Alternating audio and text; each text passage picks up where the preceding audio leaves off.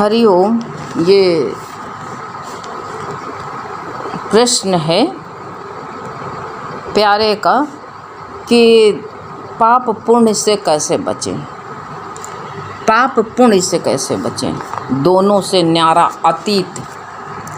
तो अतीत रहने का गुरु बता रहे हैं। ये ऐसा ना करो कि अंतःकरण का दोहरा कार्य हो, और करता भी इंसान है, अपने अंदर से दोहरा कार्य करता है।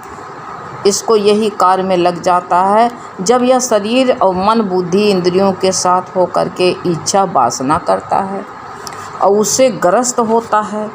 तो और आत्म भाव जब जो है ये ग्रस्त हो जाता है तो कहते हैं तभी ये पुण्य पाप का भागी होता है। पुण्य पाप का कैसे भागी बनता बताओ।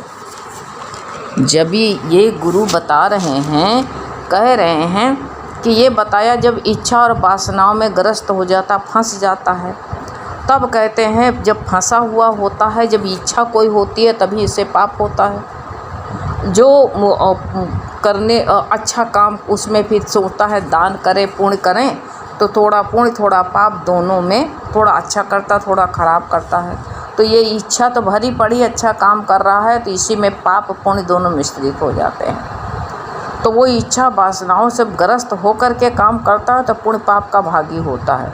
लेकिन बताया है किंतु जो है शुद्ध होने पर आत्मा का अनुभव करता है, तब कहते हैं ये विकार रहित होने से पुण्य पाप दोनों का भागी नहीं होता है।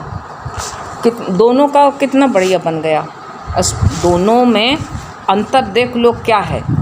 जब कोई इच्छा रख कर के काम कर रहा है, इच्छा रख कर के काम कर रहा है, अंदर इच्छा की वासना उसमें फंसा पड़ा है, तब ही कहते हैं तभी इसको जो है पुण्य पाप का भागी तब बनता है। और लेकिन जब ये जो है जब अंदर शुद्ध होने से कोई इच्छा वासना नहीं करता है, अपने को आत्मा अनुभव करता है और कोई विकार मन बदलता नहीं, विकार रहित, तब पुण्य पाप का भागी नहीं होता है। ये पुण्य पाप के भाव उसको स्पर्श तक नहीं कर सकते हैं। जब आत्म भाव में आ जाता है तो पुण्य पाप के भाव उसको बताया है कि जो है स्पर्श तक नहीं कर सकते हैं। जब आत्म भाव में आता तो पुण्य पाप के भाव दोनों से न्यारा, उधर उसकी सूझ तक नहीं रहती है, स्पर्श तक नहीं कर पाते हैं उसको। ये पुण्य और पाप नहीं करते हैं। पाप पुण्य एक धारणाएं मात्र है और कुछ नहीं है। ये कोई क्रिया नहीं है, एक धारणा कर लेता है इंसान, भावना बना लेता है कि मैं शरीर की क्रिया करने वाला हूँ। ये मानसिक, ये तनाव के कारण, ये तनाव मानसिक रहता है, अच्छा बुरा विचार है आता है, और ये कारण क्या, अहंकार के कारण होता है सब। जब चित्त वृत्तियाँ अहंकार रहित हो जाती हैं तब कहते वहाँ अंतःकरण शुद्ध हो जाता है। जब चित्त वृत्तियाँ शांत हुई तो अंतःकरण अपने आप ही शुद्ध हो जाता है। जब को कहते हैं आत्मज्ञान का अहंकार जो बताया है, आत्मज्ञानी का तो जो है अहंकार जो होता है तो वो खो जाता है, कर्तापन खो जाता है। फिर पाप पुण्य का प्रभाव किसको पड़ेगा बताओ, किसको हो सकता है। कर्तापन में ही पाप पुण्य हैं और काहे में पाप पुण्य नहीं है।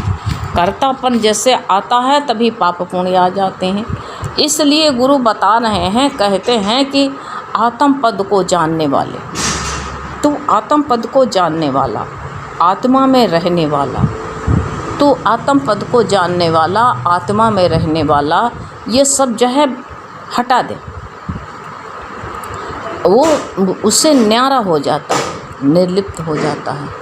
तो वही बताया है कि आत्म पद में जो आ जाता है उसको पाप पुण्य नहीं लगते हैं, इससे न्यारा हो जाता। यही गुरु कहते हैं कि जो है उस आत्मा के पद को, आत्मा के पद को जानने वाले हो तू, अंतःकरण को जो है कोई भी आत्म भाव में आ गए, आत्म पद को जानने वाले हो तो कोई भी तुमको जो है कर्म जो है पाप और पुण्य तुमको नहीं बांध सकते हैं। जैसे आकाश धुएं से ऐसा लगेगा धुएं से, मान लो बहुत धुआं सुलगा दिया गया, बहुत धुआं है तो क्या होगा, बहुत ज़्यादा धुआं है तो यही लगेगा कि आकाश देखो धुएं से प्रभावित हो रहा है। धुआं उसको जो है काला कर दिया, इतने धुआं है कि जो है आकाश को काला कर रहा है धुएं से। अब ये कहते हैं कि वो तो अस्पर्श रहता है हमेशा ही आकाश, यद्यपि दिखाई ऐसा देता है कि धुएं से सारा आकाश गंदा हो गया है, ऐसे लगेगा कि सारा आकाश गंदा हो गया है। ऐसे लोग जो है समझते हैं कि ज्ञानी भी जो कर्म कर रहा है और आडंबर नहीं कर रहा, पाखंड नहीं कर रहा है, तो ज्ञानी लोग क्या कहेंगे कि ये देखो जो आडंबरी है वो तो बड़े आराम से जो है सबके मुंह पे ताला लगा देता है, क्योंकि उसको बोलना बहुत ज़्यादा आ जाता है, इसलिए बोलने वाला जो होता है ना तो वो सबके मुंह पर ताला डाल देता है बड़े आराम से। लेकिन जो है जो ज्ञानी होता है तो ज्ञानी जो है उसके लोग जो है उसको दुनिया वाले कुछ भी कहें उनका मन है कैसे भी जाए, वो समझें कि ज्ञानी भी संसार की जैसे है, वो काम करेगा तो वो कैसे उसको टोक कैसे करेंगे, कह देंगे कि ये जैसे संसार वाले काम करता है ऐसे ये भी काम कर रहा है, इसका हमको ज्ञान नहीं समझ में आ रहा, ये काम छोड़ देना चाहिए। वो लोग यही कहते हैं कि ज्ञानी को काम नहीं करना चाहिए, और ये कोई नहीं कहता ज्ञानी को खाना नहीं खानी चाहिए, पानी नहीं पीना चाहिए।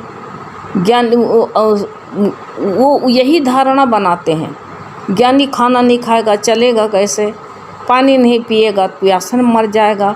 ये तो शरीर की क्रिया है, लेकिन संसार शरीर की क्रिया को बंद करने को चाहता है। वो यही कहते हैं, संसारी अज्ञानी लोग कहते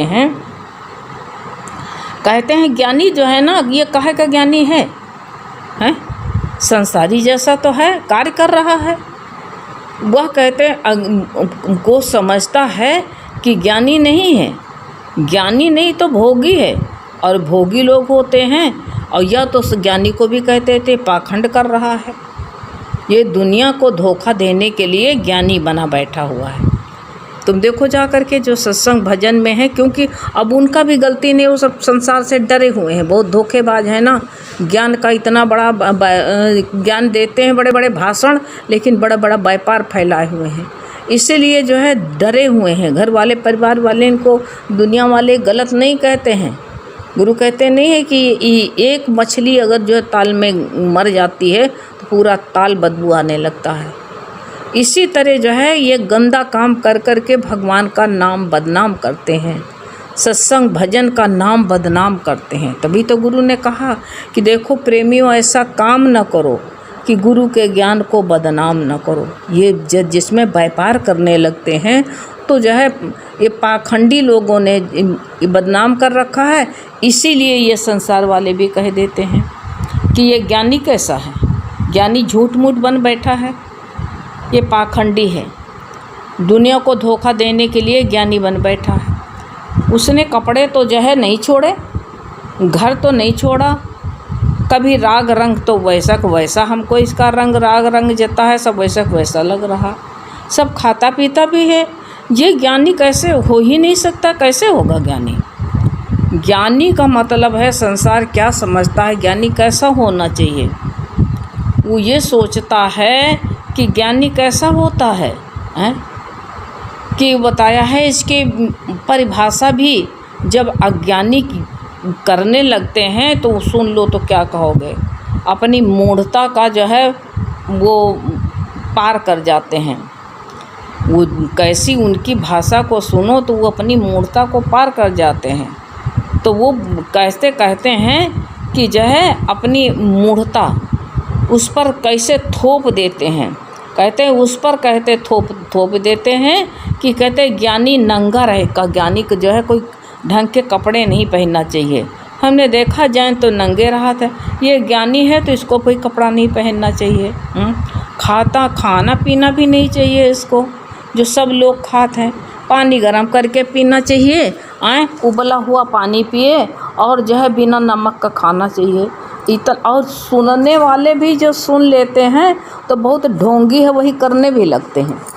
अरे शरीर में नमक नहीं खाओगे तो शरीर में नमक की कमी हो जाएगी, अगर चीनी नहीं खाओगे तो चीनी की कमी हो जाएगी।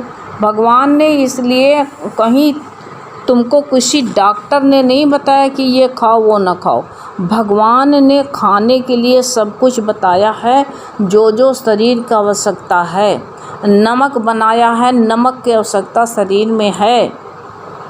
वो जानते थे कि जीव को हम धरती पर भेज रहे हैं और इनके नमक नहीं रहेगा तो नमक की कमी हो जाएगी। पानी की आवश्यकता है तो नमक बना दिया, पानी की आवश्यकता है तो भगवान ने पानी धरती पर छोड़ दिया, पानी का प्रबंध कर दिया भगवान ने। जानते थे सबके भूख लगेगी तो उसको जो है भगवान ने उसका इंतज़ाम कर दिया। क्या क्या नहीं दिया है, सब कुछ हवा दिया, सब कुछ दिया। तो वो समझते हैं कि ये हवा का सुख नहीं लेना चाहिए। जो भगवान का भक्त हो गया उसको नंगा रहना चाहिए, ये खाना पीना नहीं चाहिए। और वो कैसे बताते हैं कि उपवास करता है ज्ञानी, उसका चेहरा कैसा होना चाहिए, लटका हुआ ज्ञानी जो है, तो कहीं कि ये खाए पिए ना, उसका चेहरा लटका हुआ होना चाहिए, जिससे कि कहते हैं वो कितना बताया कि ऐसे कैसा होना चाहिए, एनीमिक हो जाए, खूब एनीमिक, सूख जाए, सूखा हो गया हो, जिससे कि बोलने की भी शक्ति ना हो, आँखें में तेज ना हो, मरे जैसी हो, आँखें खुले ना, जैसे जीते हुए वो मर गया हो, ऐसे ज्ञानी को होना चाहिए। बताओ, गुरु का वचन ये सुनो, इसमें क्या बता रहे हैं कि ज्ञानी को किस तरह, इस तरह होना चाहिए, सूखा बैंगन की तरह हो, सूखे परवल की तरह होना चाहिए। बोले तो तेज से आवाज़ निकले ना, अरे तो उसके लिए कहो, जो लड़ता है चिल्लाता है उसको इस तरह कह दो। तुम ज्ञानी को इस तरह कहते हो, तुमको शर्म नहीं लगती है? ये संसार यही कहते हैं, खुद मकड़ जाल में फंसा हुआ है और ये वही मकड़ जाल की बात करता है। तो ये मकड़ जाल में फटा है को बताते हैं कि चेहरा ऐसा उपवास हो रहना चाहिए, उसको भोजन करना नहीं चाहिए, और जो है सूखा रूखा भौरिया बना के खा लेना चाहिए, जिससे कहते हैं एनीमिक हो जाए, उठ ना पाए, बहुत ज़्यादा जीना हो तो थोड़े दिन जिए। अब बताओ, गुरु कहते हैं क्या क्या सोचता है कि बिल्कुल सूखा हुआ हो गया हो, जिसके कहते बोलने की शक्ति ना हो।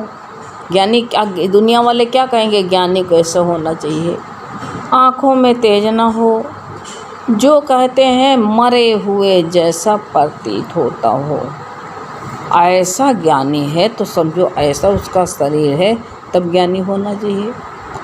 अब ये सब एक तो बवाल तो बना दिया। ज्ञानी के लिए कितनी शर्तें रख दी गई हैं, ज्ञानी को इस तरह होना चाहिए। अरे ये भी कोई तरीका हुआ? ज्ञानी को खाना नहीं चाहिए, सूख जाना चाहिए। अरे गुरु ने कहा इसलिए तुम संसार में ना जाओ, मरे हुए ना बनो, इसे कहा जीते हुए। गुरु ने कहा जो मरे हुए जैसा जीता हो वो ज्ञानी हो सकता है, संसार वाला कहते हैं। और यहाँ भगवान ने क्या कहा है, यदि किसी, ये तो वही हो गया, किसी बंदर को कहते हैं परमात्मा की आकृति, आत्मा की परमात्मा का आकृति बनाने को कहा जाए तो क्या वो बना देगा? नहीं बनाएगा ना, बना ही नहीं पाएगा। वो बनाएगा तो क्या बनाएगा? बंदर बना देगा, या तो गोल गोल लोंदा बना कर रख देगा, क्योंकि उसको आता ही नहीं। ऐसे मानुष बंदर से भी गया गुजरा हो गया। जैसे वो मट्टी, वो देखो जो है हमारे गांव वाले घर में तालाब था तो उसमें कच्चे सिंघाड़े बोआ दिए जाते थे। तो उसके किनारे बंदर बहुत रहते थे। तो ये बंदर की तरह चालाकी इंसान करे तो क्या है, कुछ नहीं है। तो उसके नीचे बंदर बहुत रहते थे, वहाँ पर तालाब पेड़ पर चढ़े रहते थे। और जैसे धूप निकलती थी तैसे सिंघाड़ा खाने के लिए वो लोग जाते थे। तो कैसे क्या करते थे बताओ, पेट भरने की कैसे उनके अंदर भी ज्ञान होता था। तो मट्टी गाढ़ी गाढ़ी निकालते उस तालाब से, हमारे बाबा जी बोआ दिया करते थे कि बच्चे कहाँ जाएंगे, और बुला करके उसके पौधे लगवा देते उसमें, तो कि बच्चों को तोड़ तोड़ के देंगे तो ताज़े ताज़े खाएंगे अपने घर के। तो बंदरवा क्या करते, जो किनारे किनारे उसकी सिंघाड़े की पौध थी, तो क्या करते, मट्टी निकालते। और मट्टी निकाल करके, मतलब ये दृष्टांत नहीं, हकीकत की बात बता रहे हैं। देखो, सुख लेना सब जीव जानता है, ये ना सोचो। तो मट्टी निकाल के लेकर के आए, अपने सर पे थोप ले, उसके पास में जेब तो रहती नहीं, मट्टी का लोंदा निकाले, सर पे छोप ले, और सिंघाड़े तोड़ तोड़ के उसी मट्टी में कोंच लें, और कोंच के पेड़ पर चढ़ जाएं, और चढ़ के भैया और एक एक सिंघाड़ा निकाल के खाने लगे। अब बताओ, अगर ये इतनी ही अकल खाने पीने तक की है, इच्छा वासना तक की अकल रखी जाए, तो क्या बंदर से हम लोग गए गुजरे हैं? अरे हमको मानुष का तन मिला है कुछ विशेष काम करने के लिए, हैं? तो गुरु कहते हैं 1000-2000 की नौकरी के लिए दौड़ी इधर उधर मारी फिरोगे। अरे भगवान के लिए गुरु कहते हैं टाइम निकालो, तो अपने साथ में 2000 रुपया कमा के लाओगे तभी गृहस्थ चलेगा, नहीं कमा के लाओगे तभी भी गृहस्थ चलेगा। जितनी इंसान के अंदर ख्वाहिशें बढ़ जाती हैं, वो तहे जो है उसके पैसा चाहिए। हरि ओम।